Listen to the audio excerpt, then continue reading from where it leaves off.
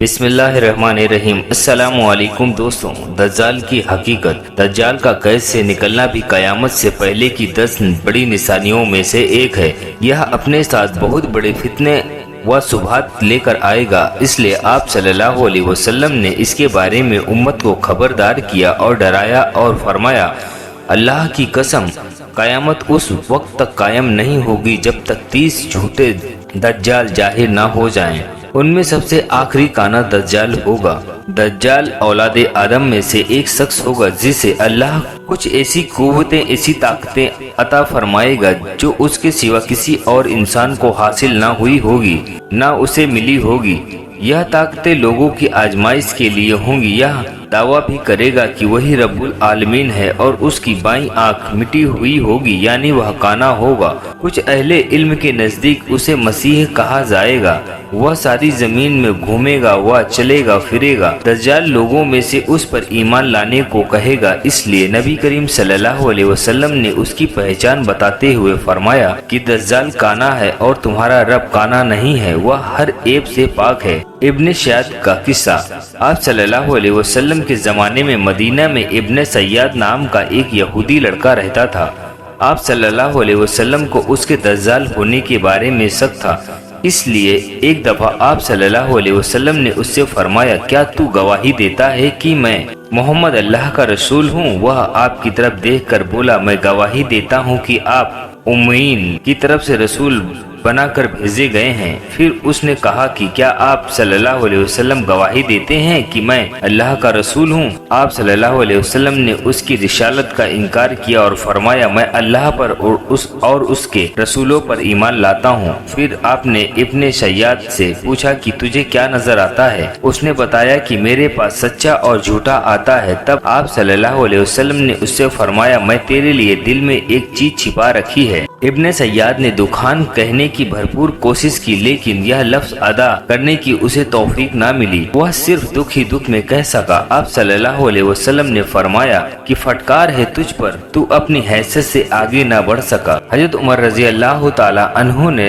عرض کیا کہ مجھے اجازت دیجیے میں اس کی گردن اڑا دوں۔ آپ صلی اللہ علیہ وسلم نے فرمایا، اسے چھوڑ دو، اگر یہی دجال ہے تو تم اسے نہیں مار سکو گے، اور اگر یہ دجال نہیں ہے تو تم اسے قتل نہیں کر پاؤ گے۔ ابو سعید خدری رضی اللہ تعالی عنہ کا بیان ہے کہ ایک سفر میں جب ابن سیاد ان کے ساتھ تھا تو اس نے کہا، ابو سعید، لوگ میرے بارے میں جو باتیں کرتے ہیں اس پر میرا دل چاہتا ہے کہ میں کسی پیڑ سے رسی لٹکا کر خود کو پھانسی دے لوں۔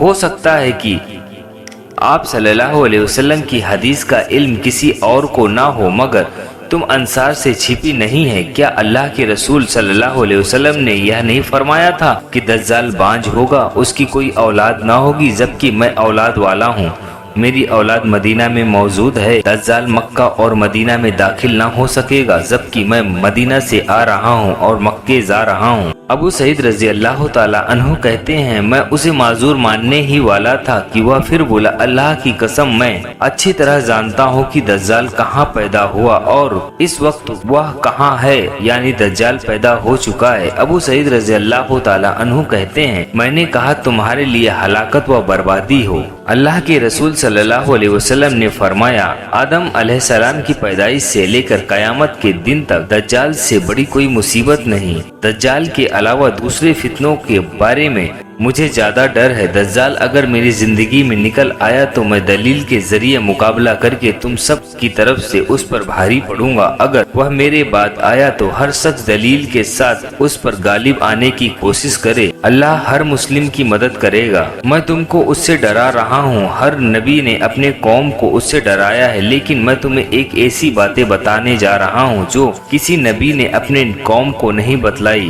وہ یہ کہ دجال ایک آنکھ سے کانا ہوگا اور اللہ تبارک و تعالی ایسا نہیں ہے۔ بیت المقدس کے آباد ہونے سے مدینہ کی بربادی شروع ہو جائے گی۔ مدینہ برباد ہوا تو قسطن دنیا فتح ہو جائے گا، اور اس کے بعد فتح ہونے کے بعد جلد ہی دجال نکل آئے گا۔ مسلمان عیسائیوں کے ساتھ صلح کر لوگے، پھر ایک جنگ کے بعد روم تم سے غداری کریں گے، مگر تمہیں جیت حاصل ہوگی، مال غنیمت ملے گا اور تم نقصان سے بچے رہو گے۔ خروج دجال سے پہلے کہ 3 سال بہت سختی بھرے ہوں گے۔ پہلا سال 1/3 بارش، वह दूसरा साल 1/3 पैदावार कम होगी और दूसरे साल आधा बारिश और फिर उसके साल आधा पैदावार कम होगी और तीसरे साल ना कोई बारिश होगी और ना कोई चीज जमीन से पैदा होगी। उस वक्त ला इलाहा इल्लल्लाह अल्लाहु अकबर और अल्हम्दुलिल्लाह का जिक्र लोगों की खुराक का काम करेगा। दज्जाल उस वक्त तक नहीं निकलेगा जब तक कि लोग उसके जिक्र से गाफिल न हो जाएं, यहाँ तक कि खतीब मिंबर से उसका जिक्र करना न छोड़ दें। अरबों की तादाद काफी कम हो जाएगी। लोग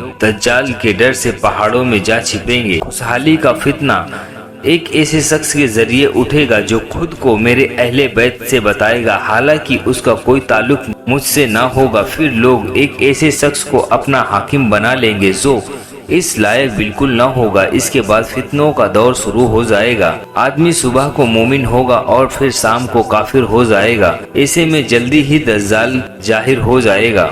रूजे दज्जाल के वक्त मदीना बेहतरीन जमीन होगी। उसके हर सुराख पर फरिश्ता तैनात होगा जो दज्जाल को मदीने में आने से दाखिल होने से रोकेगा। ऐसे वक्त में मदीना में 3 जलजले आएंगे और कोई मुनाफिक ख्वाह मर्द हो और या औरत ऐसा न होगा जो मदीना से निकलकर दज्जाल से जा न मिले। इसमें से ज्यादातर औरतें होंगी। यह वह दिन होगा जब मदीना अपने मैल कुचैल को इस तरह निकाल देगा जैसे लोहार की भट्टी लोहे के मैल कुचैले को दूर कर देती है। दज्जाल के साथ 70,000 यहूदी होंगे जिनमें से हर एक ने हरे रंग की रेशमी चादर ताज व जवाहरात से सजी तलवार पहन रखी होगी। दज्जाल कैसा दिखता होगा? वह छोटे कद, मजबूत जिस्म और बड़े सर वाला होगा। उसकी दोनों आंखें ऐबदार होंगी। दाईं आंख अंगूर की तरह फूली हुई होगी और बाईं आंख पर चमड़ा आया हुआ होगा। बाल घने और घुंघराले होंगे, सफेद रंगत वाला, और उसकी दोनों आंखों के बीच काफिर लिखा होगा। तमीम दारी रजी अल्लाह ताला अन्हु की दज्जाल व जस्सासा वाली हदीस के मुताबिक वह एक समंदरी जजीरे में कैद है। आप सल्लल्लाहु अलैहि वसल्लम के जमाने में मौजूद था। तमीम दारी रजी अल्लाह ताला अन्हु व उनके साथियों ने उसे जंजीरों में जकड़ा हुआ देखा तो कयामत से पहले जब अल्लाह चाहेगा शदीद गुस्सा करने की वजह से उसकी जंजीरें टूट जाएंगी और वह कैद से निकल जाएगा। अल्लाह अकबर। जमीन पर दज्जाल की रफ्तार, उसकी रफ्तार उस बारिश की तरह होगी जिसके पीछे हवा हो। मतलब यह कि वह बहुत तेजी से जमीन की हर हिस्से में पहुंच जाएगा। वह जमीन में 40 रोज तक फिरेगा। उसमें से एक दिन 1 साल की तरह, एक दिन 1 महीने के बराबर और एक दिन 1 हफ्ते के बराबर होगा। बाकी के आम दिन की तरह होंगे। गधे पर सवार होगा। उसके दोनों कानों के बीच 40 हाथ का फासला होगा। लोगों से कहेगा मैं तुम्हारा रब हूँ, हालांकि वह एक आंख से काना होगा और तुम्हारा रब ऐसा नहीं है। उसकी दोनों आंखों के बीच काफिर लिखा होगा जिसे हर मोमिन पढ़ लेगा, चाहे वह पढ़ा लिखा हो या अनपढ़। वह मशरिक की तरफ से आएगा और इसका इरादा मदीना में दाखिल होने का होगा, मगर उहद पहाड़ के पीछे फरिश्ते उसे रोककर उसका रुख शाम सीरिया की तरफ फेर देंगे। दज्जाल के फितने, उसके साथ जन्नत व जहन्नम होगी। उसकी आग असल में जन्नत होगी और उसकी जन्नत असल में हकीकत में जहन्नम होगी। उसके साथ पानी और आग होगी। उसकी आग असल में ठंडा पानी होगी और उसका पानी हकीकत में आग होगी। तुम में से जो कोई दज्जाल को पाए तो उसे चाहिए कि उसकी आग में कूद जाए, क्योंकि वह ठंडा मीठा पानी होगा। वह एक कौम के पास आएगा और तो वह कौम उस पर ईमान ले आएगी। वह आसमान को हुक्म देगा कि वह बारिश बरसाना शुरू कर देगा। जमीन को हुक्म होगा तो वह पैदावार देना शुरू कर देगी। भेड़ बकरियां जब चर कर लौटेंगी तो उनके थन दूध से लबरेज होंगे।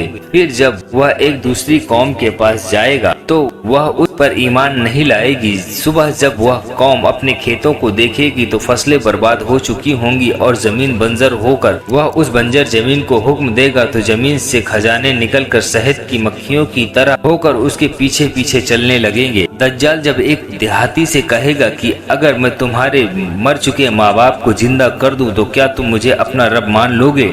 वह हामी भर देगा तो 2 शैतान उसकी माँ बाप की शक्ल में उसके सामने आ जाएंगे और कहेंगे कि बेटा इसका कहना मानो, यही तुम्हारा रब है। वह एक जवान को तलवार मार कर उसके 2 टुकड़े कर देगा, फिर कहेगा कि मैं इसे जिंदा कर दूंगा, मगर वह मुझे अपना रब नहीं मानेगा। वह मुर्दा उसके कहने पर उठ खड़ा होगा। ये वह जवान से पूछेगा कि मेरा रब कौन है, तो वह कहेगा मेरा रब अल्लाह है और तू अल्लाह का दुश्मन दज्जाल है। फितना दज्जाल से बचने के तरीके। दज्जाल से दूर रहें। जो कोई दज्जाल के बारे में सुने तो वह उससे दूर रहे। दज्जाल से भागकर पहाड़ों में छुप जाए। अल्लाह से मदद तलब करे। जो शख्स उसकी आग के फिरने में फंस जाए वह अल्लाह से मदद चाहे। अल्लाह की अस्मा व सिफात का इल्म हासिल करे। दज्जाल एक आंख से काना है और अल्लाह तबारक व तआला हरगिज ऐसा नहीं है। सूरह काफ की शुरू की 10 आयतों की तिलावत करें। जो कोई सूरह कहा कि 10 आयत याद कर लेगा वह दज्जाल के फितने से महफूज रहेगा। हरमैन सरफैन में से किसी एक में पनाह ले, इसलिए कि दज्जाल मक्का और मदीना में दाखिल नहीं हो सकेगा। लोगों को दज्जाल से आगाह करते रहे। दज्जाल उस वक्त तक नहीं निकलेगा जब तक कि लोग उसके जिक्र से गाफिल न हो जाएं। इल्मे दीन हासिल करें। जिसने दज्जाल से कहा कि हमारा रब अल्लाह है, हम उसी पर भरोसा करते हैं और उसी तरफ हम लौट कर जाएंगे और तुझसे बचने के लिए हम अल्लाह ही की पनाह चाहते हैं, तो ऐसे शख्स पर दज्जाल का कोई असर नहीं चलेगा। नमाज के आखिर में दज्जाल की फितने से अल्लाह की पनाह मांगे। आखिरी तशय्युद में सलाम फेरने से पहले यह दुआ करें, अल्लाहुम्मा इन्नी औज़ु बिका मिन अज़ाबिल कब्रि व मिन अज़ाबिल जहन्नमा व मिन फितनत महमाया व ममाती व मिन फितनती मसीह दज्जाल। यानी ए अल्लाह, मैं तुझसे कब्र व जहन्नम के अजाब से, जिंदगी व मौत के फितने से और मसीह दज्जाल के फितने से पनाह मांगता हूँ। अल्लाह अकबर। दज्जाल को कौन मारेगा? दज्जाल को ईसा अलैहिस्सलाम को देखेगा तो वह इस तरह से पिघलने लगेगा जैसा पानी में नमक।